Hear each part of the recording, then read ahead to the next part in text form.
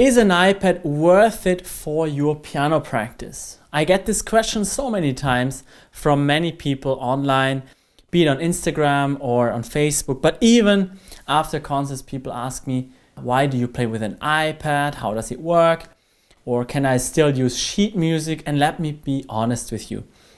I love playing from sheet music at home. And whenever I'm here, I also usually do that. However, the iPad is really of a great benefit when I'm traveling. It has several advantages. First of all, you can carry all your library within that box here, and you don't need to carry a heavy suitcase.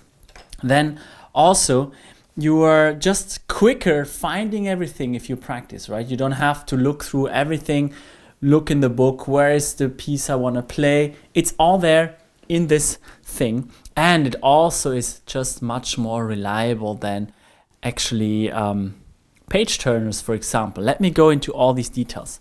First of all, in my opinion, you don't need a brand new iPad. My one is generation 2 even, so it's from 10 years ago, but it still has quite a big screen, and I use it only for sheet music. So for that reason, it's actually a very, very good choice.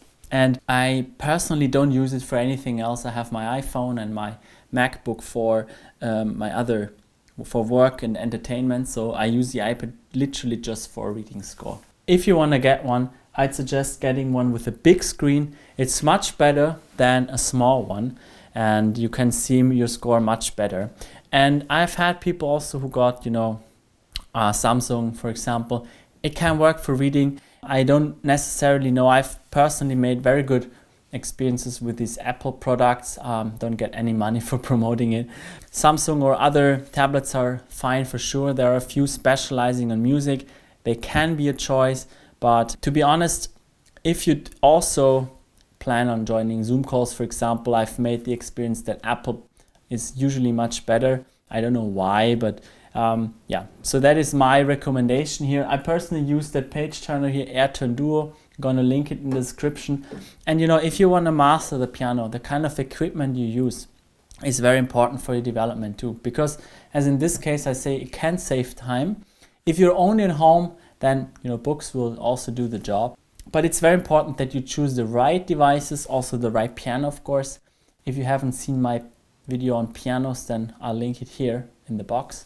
And also, of course, important for you, the practice method. So if you have only 5 to 10 hours a week, then you can find my video here, which will help you on how you can become better with that. But the material you use is very important.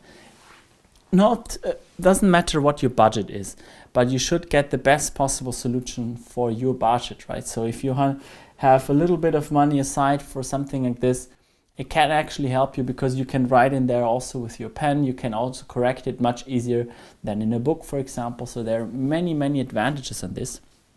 And some people are skeptical. They say, maybe this device will not work for you.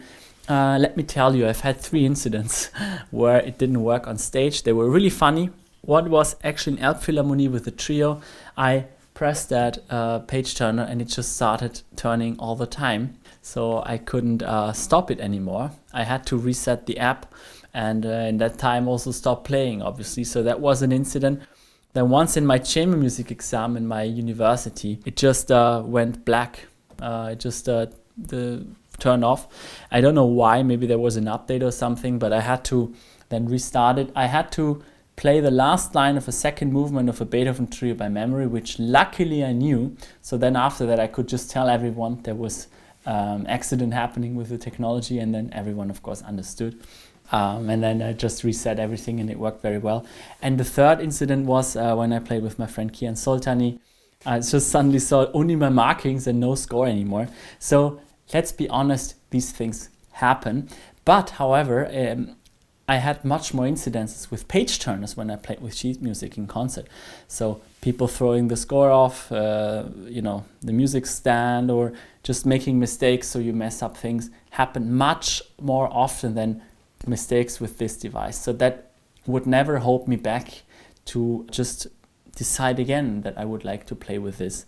So if you decide you want to do it, you can get, of course, a new iPad, doesn't matter. I just make sure that the screen is big and that you use the right apps. If you want to know what apps we use, because they can change from time to time, just send me a message on Instagram, a DM. And also in my courses, I also always present the newest apps and how to work with those properly.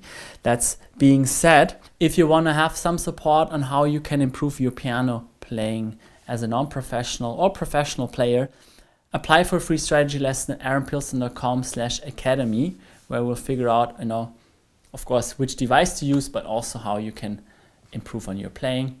Apart from that, I'd be happy if you like the video and also subscribe to the channel, because that will help us also to reach more people with relevant videos like this. And I wish you a great time. Happy to have you on the channel, and see you again in the next video. Bye bye.